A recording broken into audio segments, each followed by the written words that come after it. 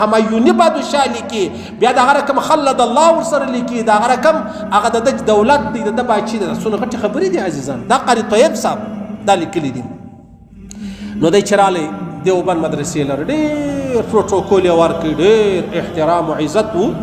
نو بیا هلته اوس هم په دې دیوبند مدرسه کې باب الظاهر چې دی هغه سته د ظاهرشاه بابا پر نامه باندې یوه دروازه چې ده هغه سته اوس هم سته. صحیح سلو ظاهرشاه بابا چې ورغلی هلته دیوبند لره بیا یې څه چم وکړي زه به یې خدمت تر وښیم. خدمت یې څه وکړي؟ خدمت یې دا وکړي چې هلته ورغلی ملایان ډېر خوشحاله سو زړونه راپورته سو. د هندوانو کې د دوی اوسېدنګه ډېره ګرانه وه. بیا د هغه مسلک د هغه مشرب د هغه دیوبندیت د هغه حنفیت مرکز لره چې یو باچا راشي دا خو ډېره غټه خبره ده. نو څه شی وکړلو؟ ویې کړو دا زموږ یو تفسیر دی تفسیر عثماني تفسیر عثماني په نامه باندې دا ظاهرشاه بابا چې کله ولاړی دیوبند ته نو بیا هلته د دیوبند د علماو څخه دغه تفسیر در راواخیستی رالی افغانستان لره. افغانستان لره رالی بیا د څه شي وکړلو؟ دی راولاړ سو د دغه تفسیر په پښتو کې ترجمه وکړله و علماو ته دا کار ور وسپاری. بیا د هغه تفسیر نوم څه شو؟ تفسیر کابلی.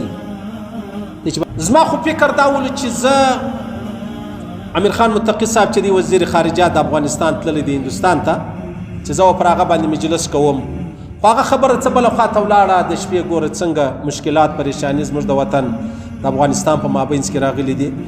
خو خبره داسې د عزیزانو چې ما خو غوښت چې زموږ د دیوبند مدرسه ده متقي صاحب ورغلی دی ډېر زورور اکرام یې ور وکړي ډېر احترام یې وکړي ډېر عزت یې وکړي او ډېر پروټوکول چې دی هغه یې ورکړي او دا ډېره د خوشحالۍ خبره ده. بیا یې سند ورکړي بیا یې دستاربندي ور وکړله. بیا دا ټول طالبان په زرو طالبان خو یو سوا عرب آبادي ده د افغانستان آبادي تقریبا 4 کروڑه ده یا به لږ پورته کښته د پاکستان آبادي تقریبا 4-25 کروڑه ده. د انډیا د هند آبادي چې ده دا تقریبا یو عرب 10 کروڑه ده لږ به پورته کښته پوهېږئ. نو ډېره دنیا ول راغلی وه ډېر خوند هم وکړئ ماشاءالله الحمدلله. دا دیوبند چې دی عزیزانو دا په انډیا کې یو شار دی. په هغه شار کې زموږ د اکابرو مشرانو علماو یوه مدرسه چې د هغه جوړه سوله نو دغه مدرسې ته بیا ګر د دیوبند نوم ورکول سو. صحیح سلو د دیوبند نوم ورکول سو. لکه د بریلویانو مرکز چې دی هغه په بریل کې دی نو هلته د دوی مدرسه د هغه مشران دي اکابر دي نو دوی بریلویان بلل کېږي. زموږ مدرسه د دیوبند په ښار کې ده یا په کلي کې ده یا په علاقه کې ده و موږ ته دیوبندیان ویل کېږي. موږ ته دیوبندیان ولې ویل کېږي و بریلویانو ته بریلویان ولې ویل کېږي؟ هغه وجه دا ده په بریل کې یوه مدرسه وه چې احمد رضا خان بریلوي صاحب هغه د هغه مدرسې یا بانی یا مشر یا هر څه چې بولې نو د هغه چې کومې تشریحات دي د دین او د اسلام په باره کې بریلویانو د هغو قبولې کړلې. زموږ د دیوبند چې بیا کومه مدرسه د زموږ چې کوم اکابر دي هغه مولانا قاسم نانوتوي صاحب راواخله رحمه الله هغه مولانا رشید احمد گنگوهي صاحب راواخله رحمه الله شیخ الهند راواخله پسې راځه حسین احمد مدني صاحب راواخله کشمیری صاحب راواخله مولانا الیاس راواخله رحمه الله دغه مولانا شپالي تانوي صاحب راواخله دا زموږ اکابر دي مشران دي. د دوی تشریحات بیا د دین او د اسلام موږ ته بولې کړي دي موږ پر دوی باور دی یقین دی اعتماد دی نو په دې وجه موږ دیوبندیان بلل کېږو. تقریبا ډېر فرق چې دی هغه د قرآن او د حدیث په حواله باندې نسته. څک دی څه اختلاف به خامخا نو هغه اختلاف د کفر او د اسلام چې دی هغه نه بلل کېږي. بیا په دې کې بله خبره دا د عزیزانو د 1900 تقریبا 1958 کې تقریبا 60 کاله مخکې ظاهرشاه بابا چې د افغانستان بادشاه تیر شوی دی هغه ولاړی دیوبند لره د هندوستان په دوره تللی و نو هلته بیا دی دیوبند لره هم ورغلی. هلته چا کوم پیډ زموږ قاری طیب صاحب زموږ د دارالعلوم دیوبند تر ډېره وخته معتمم پاته شوی دی د نانوتوي صاحب په لمسیانو کې دی د کورنۍ دی نو هغه بیا هغه چې کومه دعوتنامه جوړه کړې وه پر هغه دعوتنامه څه دی فکر څه چې لیکلي وو پر هغه یې لیکلي وو اعلی حضرت همایوني اعلی حضرت همایوني یعنی با برکته برکتمن باچا المتوکل علی الله محمد ظاهر شاه بادشاه افغانستان خلد الله ملکه و دولته دا یې لیکلي وو چې زموږ مدرسې لره پر دغه ټیم باندې د منګل په ورځ پر دومره پروري د افغانستان اعلی حضرت همایوني بادشاه چې هغه محمد ظاهر شاه بلل کېږي، الله پاک د بادشي تل لري، د دې دولت کې الله تل لري، دغه پیټ جوړ کړی. اوس به د چا زما سره پر دې خبرو اختلاف وي، اول ظاهر شاه بابا سره څه اختلاف لري د پارټۍ او د سیاست په حواله. د پارټۍ بازۍ موږ تباه او برباد کړلو. په دې ښار کې ورسئ وګورئ، هر څو ښه سړی به یې د بلې پارټۍ په نظر کې دا هندو ښکاره کېږي. صحیح چلو بیا دومره بدبختي راغله، یو سړی به هندو یي د خپلې پارټۍ په نظر کې به دا اعلی سي اعلی سړی شمارل کېږي. دې خبرو ته سړی ګوري نه، پر لوړه سطح باندې وګورئ چې زموږ د دیوبند بیا دغه مسلمانانو بادشاهانو څومره تعلق، څومره مینه، څومره هلته د دوی مطلب هغه ربط و آمد ولو. صحیح چلو نو ربط و آمد ولو بیا یې ربط وسره، دا څونه لویه خبره ده. یعنې دوی اعلی حضرت لیکي، همایوني بادشاه لیکي، بیا د هغه رقم خلد الله ورسره لیکي، د هغه رقم هغه د ده دولت دی، د ده باچي دی. څونه غټې خبرې دي عزیزان. دا قاري طیب صاحب دا لیکلي دي.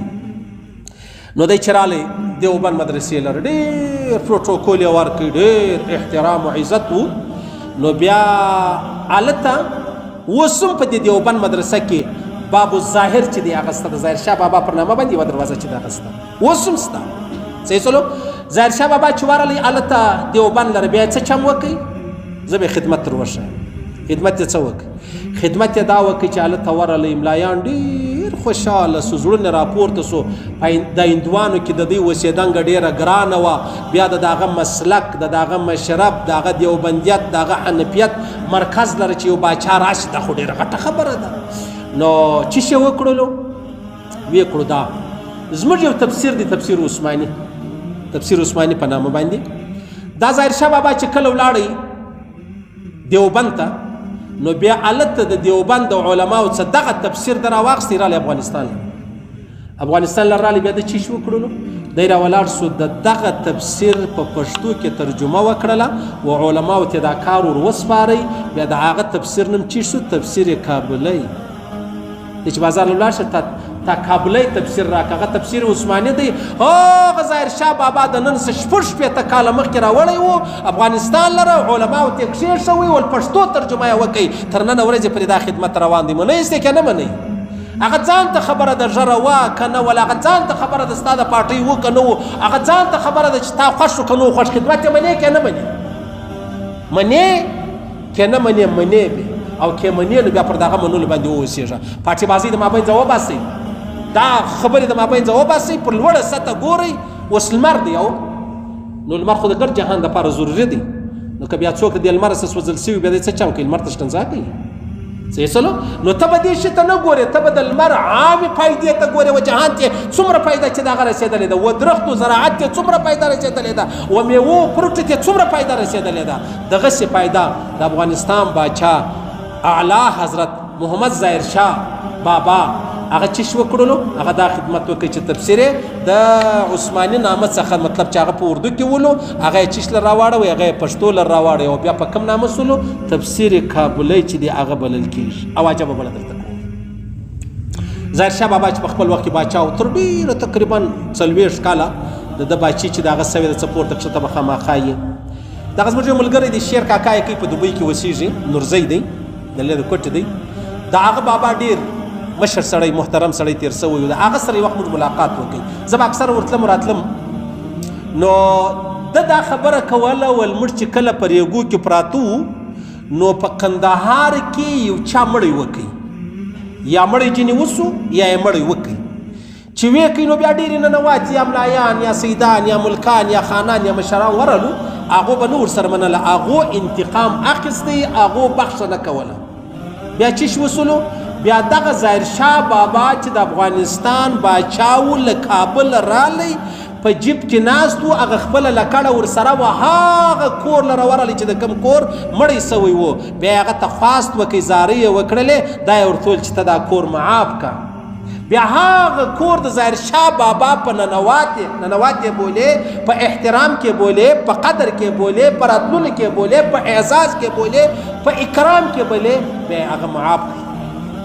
دا د هغه وخت پادشاهان وو چې د یوه سړي د مرګ دپاره به رالی د یوه ښاره څه بل ښار لره بیا به هغه ته ویلې چې ته دغه معاف که څومره لویه خبره ده دا کوچنۍ خبره ده زموږ خو اوس غم داسو که زه چاته د چا ښه خبره وکړم دی ژر هغه بده خبره رامنځته په دې کې دا بده خبره هم شته یاره بده خبره خو یو انبیا معصوم دي په ما کې زر خبرې بدې شته خو یوه خبره به مې ښه درته کړې یوه خبره خو منې ته به چاته د څو خبرو ووایې چې څه موبایل زمانه ده وایي ګوره دا وینې دا یې چیش کړي دي دا یاره ما خو د ښو خبرو خبرې درته کولې ما خو د بدو نه دي درته ویلي ما خو نه درته ویلي چې دا نبي دی نعوذ بالله ما خو نه درته ویلي چې دا صحابي دی دا فرشته ده ما خو نه درته ویلي چې دا د ګناهو څه معصوم دی صحیح شو په دې خبرو لږ چا سر خلاص کړي بیا رالی بیا یې څه وکړلو بیا هغه قاتل مطلب چې کوم چا قتل کړی ولو هغه د مقتول کورنۍ معاف کړي د چا د وجې معاف کړي د بابا د وجې معاف کړي چې بابا راغلی صحیح سلو دا پر لوړه سطح خبره درته کوم پر کښته سطح پر کښنی کښنی کورو کې مه سره ګرځئ زه پر لوړه سطح زه د لمر کیسې درته کوم زه د اوم اسمان کیسې درته کوم ته د کښنی کښنی ښارو کیسې راته کوي صحیح سلو هغه د منځه وباسئ نو زما خو فکر دیوبند په حواله به زه مجلس کوم خو چونکې خبره بله خواته ولاړه نو هغه خیر الله پاک مشکلات پریشانی لري